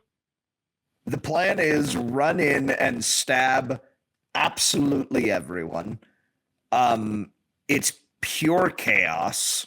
The set looks nice. So they stab everyone. And that's that scene. They stab literally everyone for 10 minutes. Yeah, I mean, I wrote notes here, but Levi summed it up about as well as one can, because this reeks of like we don't have a script for this portion or something, because there's not a whole lot of dialogue. It's all just like incidental remarks about the terrain and things like that. And again, it looks great. The cave looks amazing. The bone sculptures and set dressings and costuming for all the unmasked Grendelites is pretty cool. But yeah, they just roll into this cave, and actually, like I'd like to point out that like some of the first instances I remember watching this movie, this was like one of the biggest blows against it. Was I think the very first time I ever saw this, like before I watched the whole thing front to back when I was young, I jumped in when they were in the cave, and I had no context for anything. I knew the premise, like I already knew that it's like, oh, it's a cannibal thing in a historic context or something. So I knew about that, but I just jumped into the cave scene and I was like, I mean, we're going, I guess. Like I don't have a whole lot to grab onto here, and it just rolls. And from like a slam bang action thriller standpoint, like the sword play is nothing to really write home about here. It is just a stab fest. They catch them by surprise when they're in the midst of some sort of ritual or something. And then Bull Vigo, he is instructed to go kill the mother. And again, this is playing into the Beowulf thing and maybe more further evidence of reshoots or something, because he goes off to the dark dimension to clash with her individually. However, that is in the spirit of the story, because as far as I understand, like I could be wrong on this, Levi, correct me if I'm wrong, but I seem to remember reading or being told that the whole scenario with Grendel's mother is like a debated thing, where it's like it's grossly unclear as to what transpired. Yeah, I mean, it's like this is kind of what happens when you have a story that is over 1,000 years old. Yeah. It's kind of vague. So there are times. So if I'm recalling correctly, there are some translations where it's like there's a few people that face her. Sometimes it's just Beowulf by himself. It just kind of depends.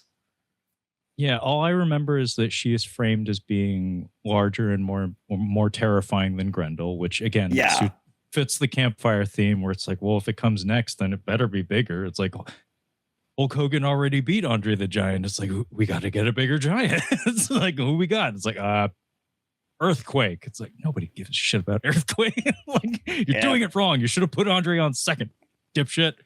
But yeah, Grendel's mother's supposed to be bigger and more ferocious, is how I remember reading the story.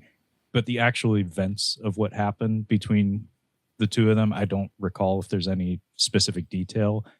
So having him face off with her alone, where there's nobody to bear witness, including our future author of this story, Ahmed, makes sense. Where it's like, he knows he went in, he was told that he fought, like he's told after the fact that he fought the mother. She is dead. He is alive.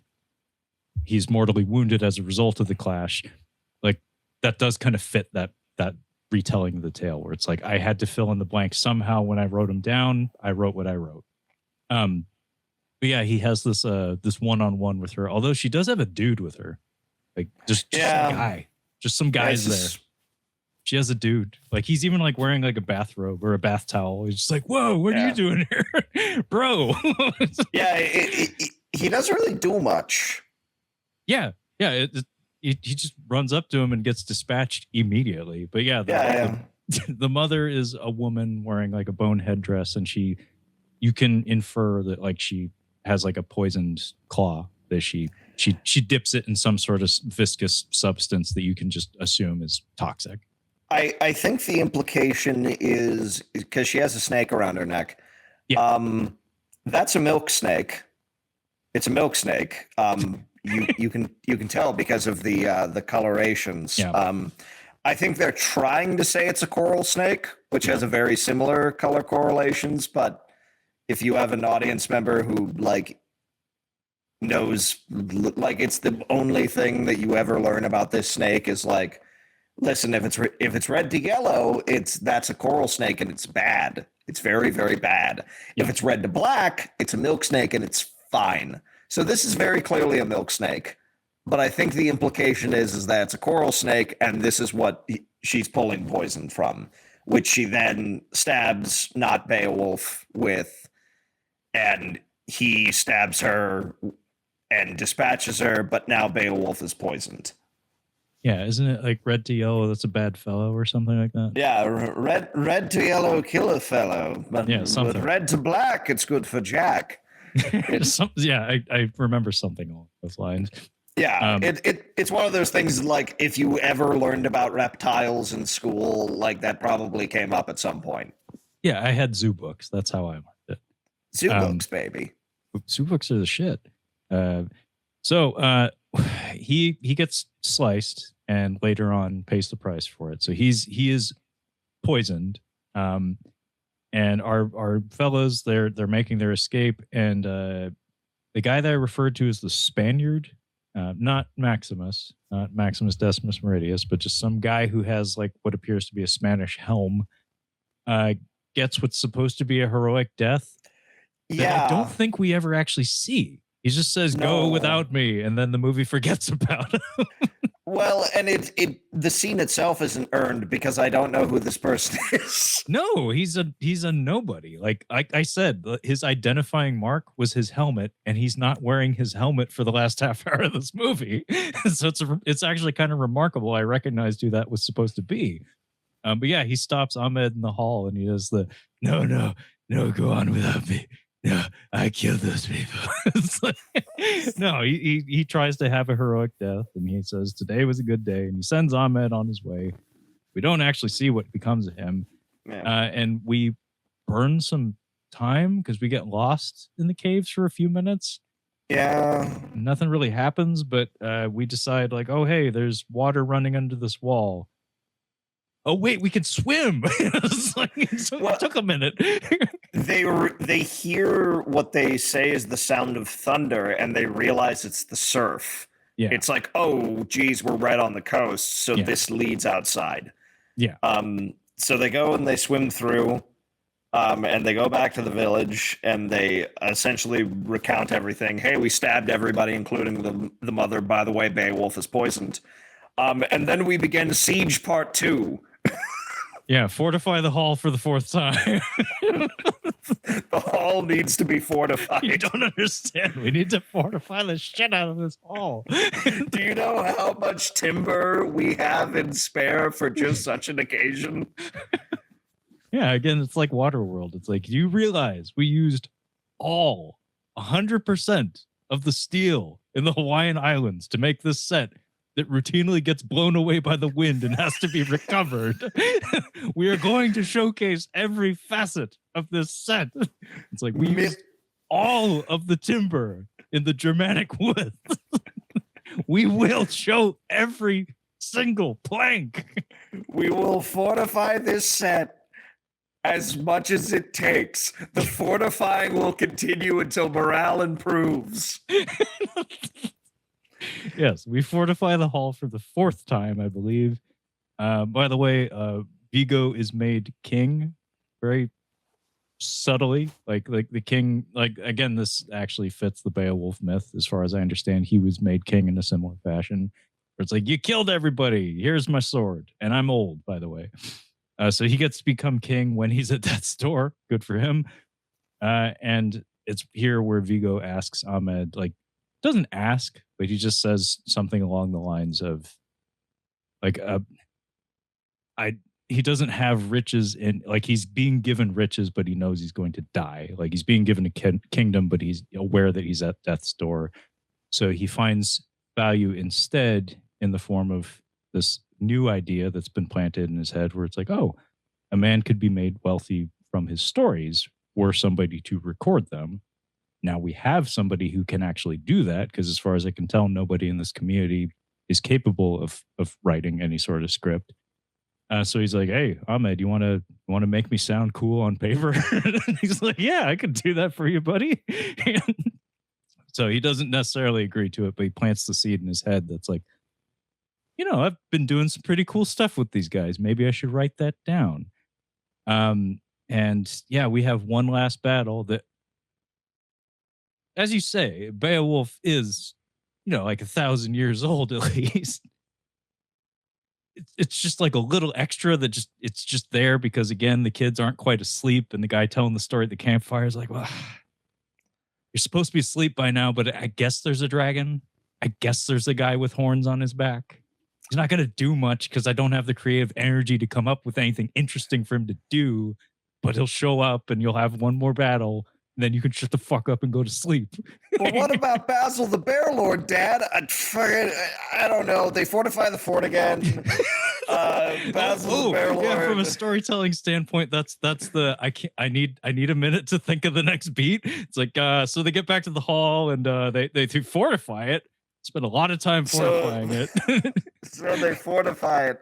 Kids, how about you pretend you're fortifying the fort at the edge of the fire there? Go into the woods. Here's a hammer. Go nuts. Only then can it be safe from the Grendels when I figure out what the fuck I'm gonna do with this. It's like, oh man, I forgot that I mentioned Basil the Bear Lord earlier, and now they care about that. Like this is a detail they've grabbed onto. Yeah, now I need resolution for Basil the Bear Lord. So yeah, we have a second battle. They all come out. Beowulf does battle with Basil the Bear Lord, and by battle I mean it takes about 15 seconds. I don't think he lands a hit. I think Basil the Bear Lord's only distinction is he looks interesting, I guess, and he takes more than one hit to kill. Yeah. That's kind of it. So they do battle. Everyone does battle. All of the Grendel Americans die. They get saved. They see Basil go down, and they're like, "Yeah, peace, we're done." Yeah, they're like, "Deuces, we're out." Beowulf wanders back to his throne and dies there. The remaining like 4 or 5 warriors say, "Ahmed, it was great having you, buddy. Good luck." And then Ahmed says, I have to thank these people for making me a better man and a better servant to Allah. And then the movie ends. Yeah, it takes off in a hurry. It's just like, we're done. We're gone. He hops on a boat and that's it. The audience may be like, wow, you guys are really trying to wrap this podcast up.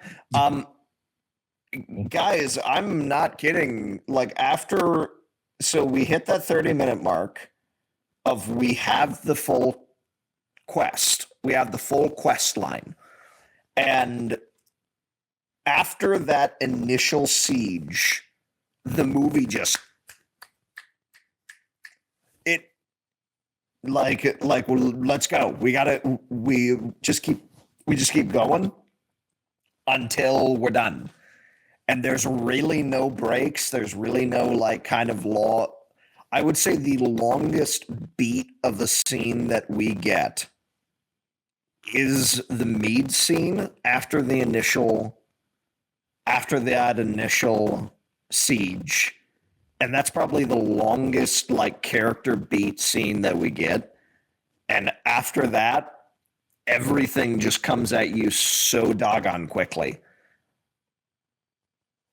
Yeah, it moves very, very quickly. Like we said, character is not this thing's strong suit, so we don't get those intimate peeling back of layers or anything on anybody. But we do get a lot of those nifty cultural exchanges, which are very charming. and are interspersed throughout the film, but none of them are particularly like depthful or like have a lot of screen time devoted to them. It's just like a sprinkling here and there. It has a lot of forward momentum behind it. I will point out that there's a very Conan-esque couple of prayers that happen before the final battle. It's not quite "then the hell with you," but it's the equivalent. It's saying a prayer before, what is potentially, your last stand, essentially. Well, they, as a group, no, and that's fair. That is a cool scene.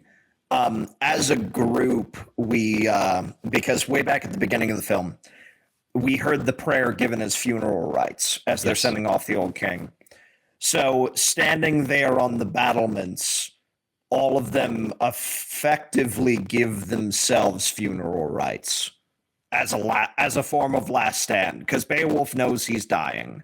Yeah. And so everyone kind of joins him in this big group prayer as they pray to be sent off into Valhalla, and they're ready to go. So it's a form and it's a good scene. It's really neat. And it's seeing Ahmed repeat it as well. Again, it's one more of those moments of cultural exchange. It's so strange because I enjoyed my sit with this movie while also acknowledging that it is very hollow in places. It is just so, because the filmmaking is so damn good and the score is so effective, and it has a lot of really strong elements that I like, it almost distracts me from the fact that it is just like saltines. It's like rice crackers as far as like characters and everything go. It's like I pierced a big roast, and inside of it just and it like deflates. yeah, exactly. You're like, there ain't nothing in there, is it? No. No, I agree. It's like, it's not super substantive, but I like the foundation of it being kind of like, this is how the Beowulf tale came to be. That's a really interesting idea. That's an interesting angle to approach that. Because again, if you're familiar with the story, you start to recognize the beats pretty early on. Makes it more predictable because of that. But like you said, it's already kind of a hollow experience to begin with. So that's kind of what you're here for, is you're kind of here for like this mythic broad storytelling. It's not very character centric, but it's more just like concept driven. And the men on a mission camaraderie elements of this, there's something infectious about that. There's something very cozy about that story that, when done right, and it doesn't even have to be done like brilliantly, just like if you hit all those beats, there's something very cozy about sitting down with one of those stories, just seeing a bunch of people set on a singular task, finding brotherhood, finding camaraderie, losing their lives for each other.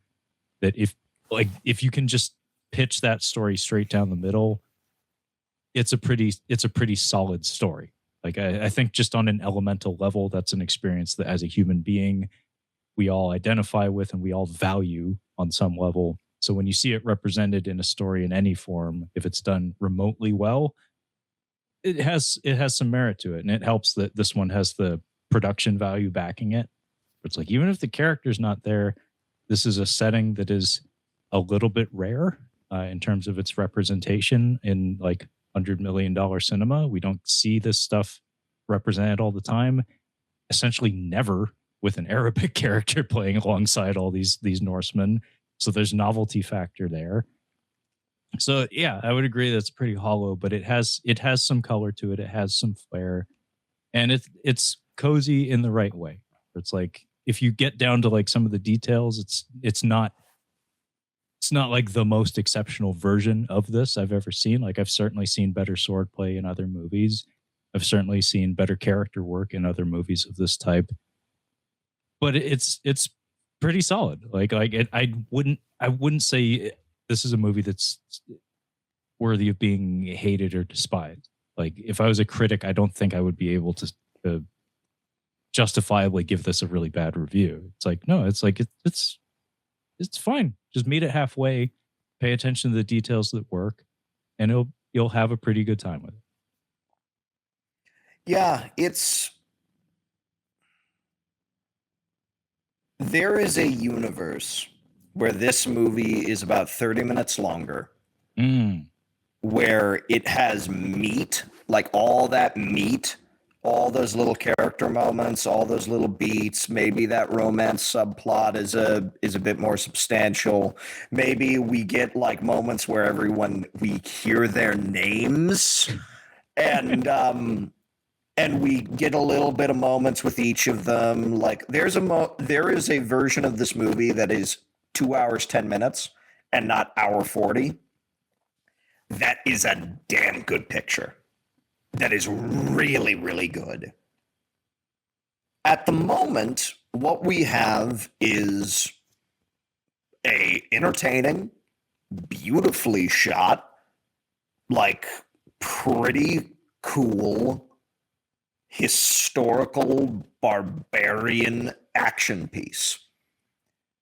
It's pretty cool, and it's nice to look at, and it's not gonna frustrate you. Like there's never a moment, despite the fact that these people don't really have names or a whole lot of distinctive characteristics, you're never going to be annoyed at that fact. No. But you are going to notice that there's something missing. Like you're going to be like, well, geez, I should have felt something when that man got stabbed. It's like you're going to think like, I kind of have expected a little bit more from that, but it's never going to frustrate you to a point that it becomes a problem. It's interesting because like in other films, like these sorts of pieces where we just don't have a whole lot to grasp onto as a character-wise, would be a serious knock against it. And it would really hamper my enjoyment. But I think because Ahmed is such a strong character, because Ahmed, you feel him as a character, like, and he is very, very good. And Antonio Banderas does a great job with the material that he's given. I think Ahmed is such a strong character, and everyone else is so agreeable, and the tone is so like kind of fun, and it's meant on a mission, that you're kind of willing to forgive a lot of it. It's not a masterpiece. Again, there's that universe where the movie's 30 minutes longer and we really get all the meat. But as it is, you can do a whole hell of a lot worse. Yeah, well said. I'm curious if like there was like a longer version of this that had more character work, like if it would be advisable to shift up the tonality of it all. Because one thing that's interesting about the character dynamic here is that you have a bunch of Nordic fellas who have this belief in Valhalla, where it's nobody is bothered by one of the 13 warriors going down. Like Ahmed doesn't really know these guys, and all the other 12 are bought into this idea that, you know, if I go down swinging, that means I lived a good life and I get my reward or whatever. So like traditionally in these kinds of stories, you, the audience, are asked to feel certain things when people go down. Like when one of your favorite heroes or like one of the Magnificent Seven gets shot or something, you're supposed to like be like, oh no, I liked him or I knew him. And this one, it's like, he died fighting. We don't care. So you, the audience, aren't being asked to care either. So I'd be curious, like, if it would be advisable to shift up the tonality, like have like instances of like merriment to contrast like the general like grunginess of it, or like instances of like having like a sorrowful goodbye for a character doesn't feel appropriate to the setting or the story, but it like from a dramatic standpoint, it's like something you kind of expect.